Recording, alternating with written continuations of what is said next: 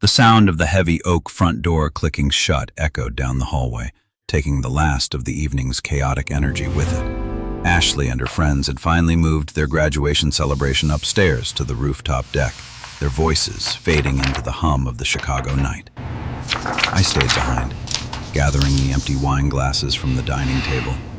The apartment was suddenly hollow, the kind of quiet that rings in your ears after hours of forced socializing. I stacked the plates, intending to wash them and slip out the back. "Luca," her voice came from the kitchen doorway. I turned, a stack of porcelain in my hands. Madeline stood there. The warm, under-cabinet lighting caught the copper pots hanging in a neat row above the white-tiled backsplash. She was leaning against the heavy wooden butcher block island, the anchor of her culinary business, her posture lacking its usual effortless grace. She wore a cream-draped dress, a heavy knit cardigan of the same color slipping off one shoulder. Her fingers were wrapped around an earthy ceramic mug, the knuckles white with tension. The post-dinner mood had shifted from celebratory to something heavy and strictly private. "Step into the kitchen," she said. Her tone wasn't a request, it was a barricade dropping. I set the plates down and walked in, stopping on the opposite side of the butcher block, my back to the hallway. "Everyone's upstairs," I observed, keeping my voice level. "I know." Madeline set the mug down. The ceramic clicked against the wood. "Ashley is leaving for London on Tuesday. The internship is finalized. They mutually decided they didn't want the baggage of long distance. She told me you two ended things this morning." "We did," I said. It was true. The breakup had been clinical, a mutual acknowledgement that our lives were pulling in opposite directions. There was no animosity, just the clean break of a severed tie. I stayed tonight because she asked me to help manage the catering logistics for the party. "I know," Madeline repeated. She looked down at the wood grain. "You are 27, Luca. You work for Vanguard Financial Defense. You don't just do taxes like Ashley thinks. I know what forensic accounting means when it's deployed by a firm like yours. You fix things that are intentionally broken." I adjusted my stance. "I trace assets. I find the leverage in a contract that the other side tried to bury. Yes." She reached into the pocket of her cardigan and pulled out a tri-folded piece of heavy bond paper. She slid it across the island. It stopped an inch from my hand.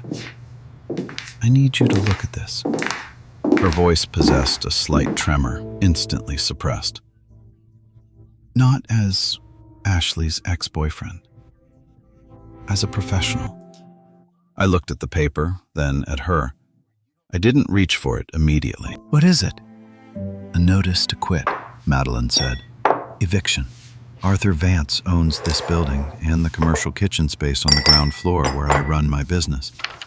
He's claiming a breach of the common area maintenance clauses. He says I owe $80,000 in back-calculated fees payable in 14 days or I lose the lease on both spaces." The air in the kitchen settled into a stark stillness. $80,000 was a death sentence for an independent culinary business. I looked at her face. The fatigue around her eyes was profound, a map of sleepless nights she had hidden behind a perfect host's smile all evening. I picked up the paper. The font was standard legal, the margins aggressive. I scanned the first paragraph, my mind automatically cataloging the dates, the cited clauses, the specific threats of asset seizure. It was a classic squeeze-out. Vance wanted the building empty to sell it to a developer, and he was using buried, ambiguous lease language to manufacture a default. "You want to hire me?" I stated, looking up. "Yes." She met my gaze, refusing to flinch. "I will pay your firm's retainer, but Ashley cannot know. She is starting her life in London.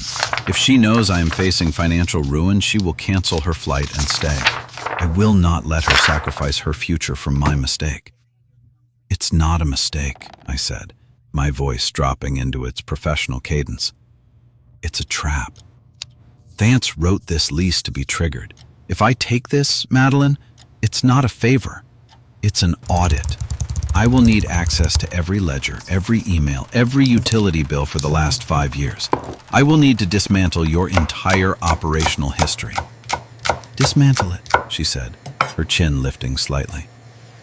I charge $300 an hour, I said, establishing the boundary immediately. Not out of greed, but because a contract creates a wall. And right now, we needed the structure. I will need a desk here. I don't work from my office when the documents are physical. The dining table is yours, she agreed. I folded the paper and put it in my jacket pocket. We start tomorrow at 6 in the morning. Over the next 4 days, the Chicago weather turned hostile, dropping freezing rain against the high-rise windows. The dining room became my war room. I built a fortress of file boxes, highlighters, and legal pads. My laptop screen was a constant glow of spreadsheets and property records. Madeline moved around me with a quiet, persistent energy. She was managing the fallout of her business, answering calls from panicked vendors while cooking. The smell of roasted garlic, reducing stock, and fresh herbs became the permanent atmosphere of the apartment. She didn't interrupt me. She simply placed a fresh cup of black coffee at my elbow when the old one went cold. On the 4th night, the silence in the apartment was absolute, save for the rhythmic clicking of my keyboard. It was 2 a.m. I was 3 layers deep into Vance's LLC structures, tracing a pattern of identical evictions in his other commercial properties. You're grinding your teeth. I stopped typing. Madeline was standing in the doorway wearing a simple gray sweater and loose linen pants. She held a small plate with 2 slices of toasted sourdough and a ramekin of compound butter. I found the mechanism, I said, rubbing the back of my neck. It was stiff, the muscles pulled tight as wire. She walked over and set the plate on the edge of my workspace, careful not to touch the documents. Eat first. Tell me after. I picked up a piece of the toast. It was warm. The simple act of eating something she had prepared grounded the chaotic spinning of numbers in my head. The CAM fees, I explained, pointing to a highlighted paragraph on the lease copy. Vance included a capital improvement pass-through clause. He repaved the private parking garage next door, which you don't even have access to, and categorized it as a shared building maintenance cost. He dispersed the cost across all the commercial tenants based on square footage. Your kitchen is the largest space. Madeline stared at the paper. Can he do that? Legally? It's a gray area. I tapped the pen against the desk, but I cross-referenced the contractor invoices he submitted as proof of the cost. The paving company is registered to a holding group in Delaware. The managing director of that holding group is Arthur Vance's brother-in-law. He inflated the cost of the repair by 400%, billed his own tenants, and pocketed the margin. Madeline exhaled, a shaky, hollow sound. The reality of the malice hit her. It wasn't just business. It was theft. She leaned a hand against the back of my chair for balance. I felt the slight vibration of her tremor travel through the wood into my shoulder. My hands rested on the keyboard. I had the instinct to reach up, to cover her hand with mine. The pull was sudden and intense, a stark desire to shield her from the sheer ugliness of the situation. I kept my hands perfectly still. I shoved them deep into my pockets, my knuckles pressing against the fabric. I have the proof, I said, my voice strictly calibrated, ensuring the distance between us remained professional. I have the Delaware filings. I have the true cost estimates. We have leverage. She closed her eyes, the tension in her jaw relaxing marginally. The transfer of stability was immediate. The facts were a grounding wire. Thank you, Luca. The following Tuesday, the landscape shifted. I was on a conference call with a junior analyst at my firm verifying a tax code when the heavy knock sounded at the front door. Madeline was in the kitchen finalizing a catering order. I signaled her to stay put and went to the door. It was a courier. He handed me a thick manila envelope, required a signature, and left without a word. I walked back into the living room, tearing the seal. I scanned the first page, and the structural integrity of my plan fractured. "What is it?" Madeline asked, wiping her hands on a towel as she came out of the kitchen. "It's an expedited filing," I said, scanning the legal jargon. "Vance isn't waiting the 14 days. He filed an emergency injunction with the city to lock the kitchen doors by this Friday, claiming your unpaid fees are causing a critical default on his own mortgage for the building. It's a lie, but the city won't verify that before they issue the padlock order." The towel slipped from Madeline's hands, hitting the floor with a soft thud. The color drained from her face. "Friday. That's 3 days. "It's a pressure tactic," I said, my voice sharp, instantly moving into triage mode. "He knows if this goes to a real audit, he loses. He wants to panic you into signing over the lease to make the debt go away." "Nuka, the kitchen is everything," she whispered. The armor she had worn so flawlessly for a week finally cracked. "It's my daughter's tuition fund. It's my retirement. If they padlock the doors on Friday, I miss the weekend catering contracts. The breach of contract fines from my clients alone will bankrupt me." She stepped back, hitting the edge of the sofa, and sank onto the cushions. She looked small, overwhelmed by a machine that was too massive to fight. I crossed the room. I didn't sit next to her. I crouched in front of her, keeping my physical level lower than hers, ensuring she retained the power in the space. I reached out and gripped the armrest of the sofa, inches from her hand, anchoring myself to the furniture rather than touching her. "Look at me," I commanded, keeping the volume low and absolute. She lifted her eyes. They were bright with unshed tears, the fatigue lines stark in the afternoon light. "Vance plays with paper," I said, the words measured and heavy. "Paper can be burned.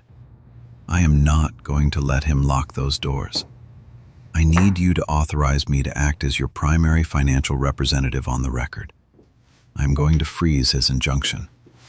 "How?" she asked, her voice tight. "By hitting his bank before he hits yours." I stood up, the strategy locking into place in my mind.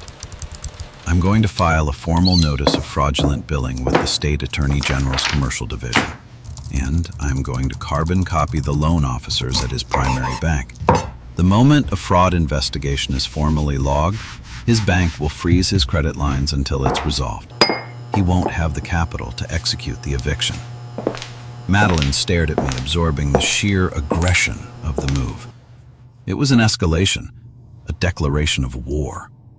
She didn't shrink from it. I watched the resilience flood back into her posture. She sat up straighter. "Do it," she said.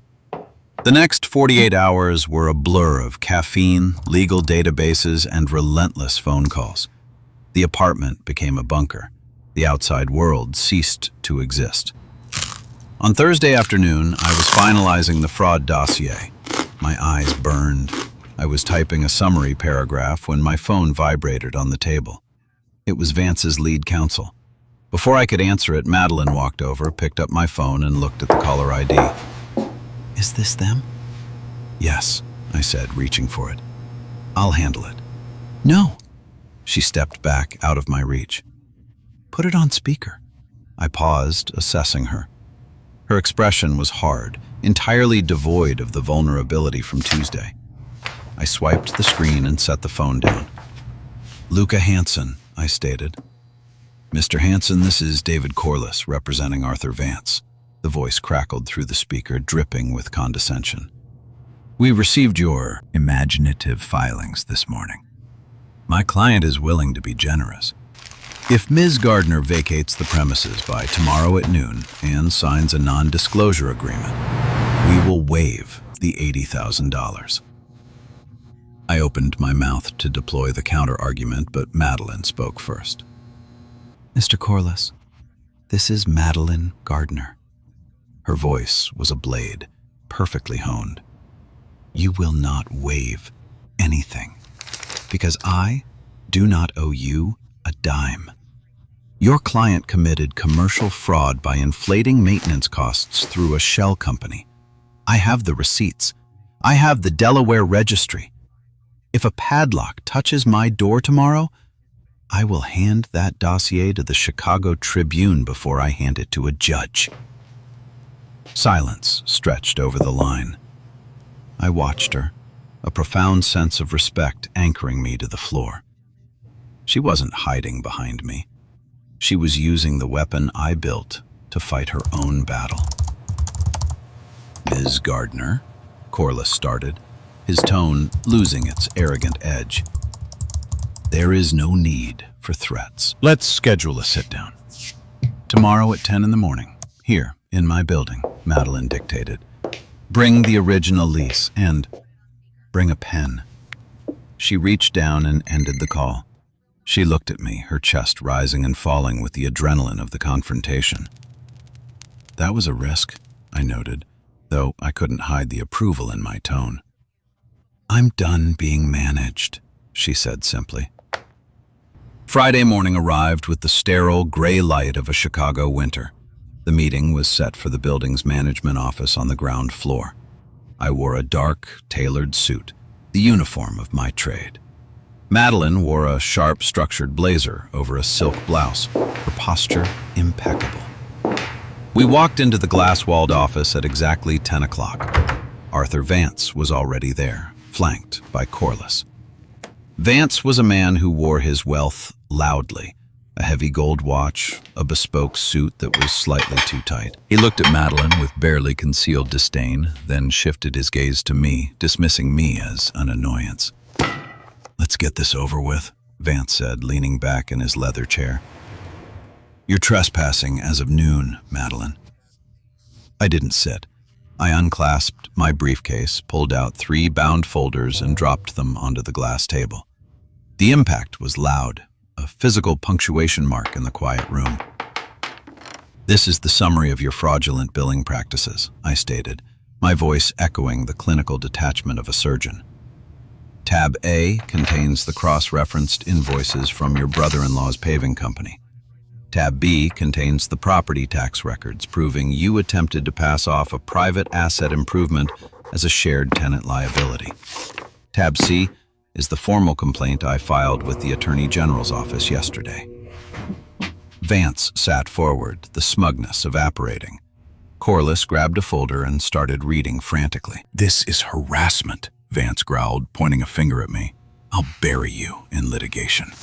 "You can try," I replied, my rhythm steady, immovable. "But while we litigate, your bank will keep your credit lines frozen due to the pending fraud investigation. You won't be able to close on the new high-rise development in the West Loop next month. You lose $30 million over $80,000. I reached into my jacket, pulled out a single sheet of paper, and slid it across the glass toward Vance. "This is a lease addendum," I instructed. "It permanently strikes the capital improvement pass-through clause. It locks Ms. Gardner's rent at the current rate for the next 10 years, with no early termination rights for the landlord. You will sign it right now, and I will withdraw the Attorney General complaint before they open a formal inquiry." Corliss looked at Vance, his face pale. He nodded once, a microscopic concession of defeat. Vance stared at the paper. The silence in the room was absolute. The pressure I had applied was mechanical, flawless, and inescapable. He picked up his pen. He signed the document, the scratching of the ink loud in the tension. He shoved it back across the table. "Get out of my office," Vance sneered. I picked up the signed addendum, checked the signature, and placed it in my briefcase. I stepped back, gesturing toward the door for Madeline.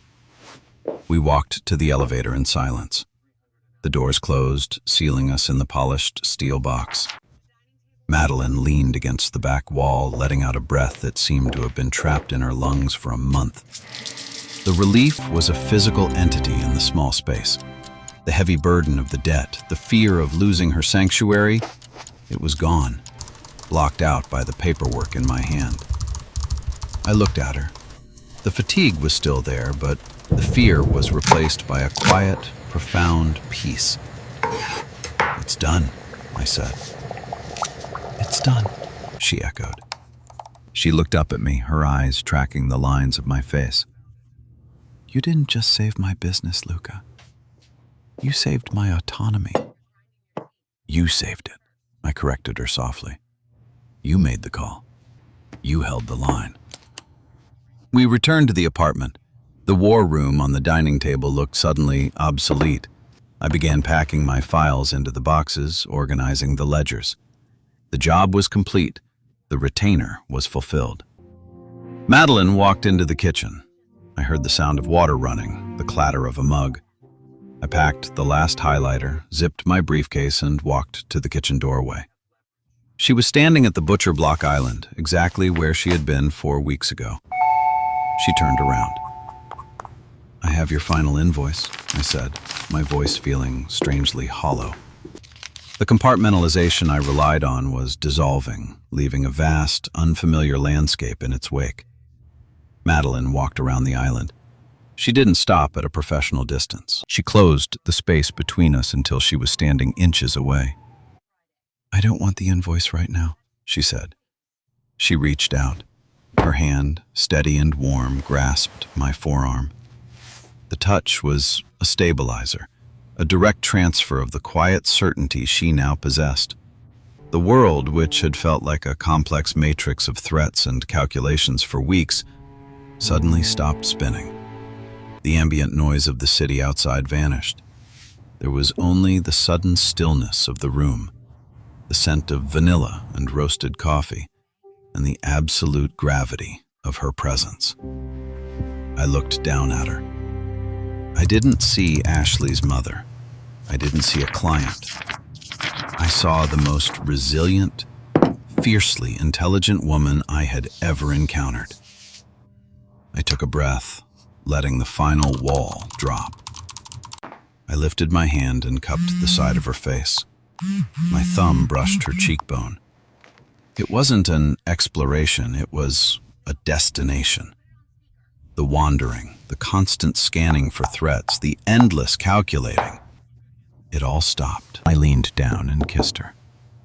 It was a seal on a promise. It felt heavy, grounding, and absolute. There was no frenzy, no frantic grasping. It was the feeling of finality, of walking through a door and knowing you never had to look for another one. It was the principle of the arrival. When I pulled back, her eyes remained closed for a fraction of a second, a silent acknowledgement of the shift. I stepped back, maintaining the connection by holding her hand.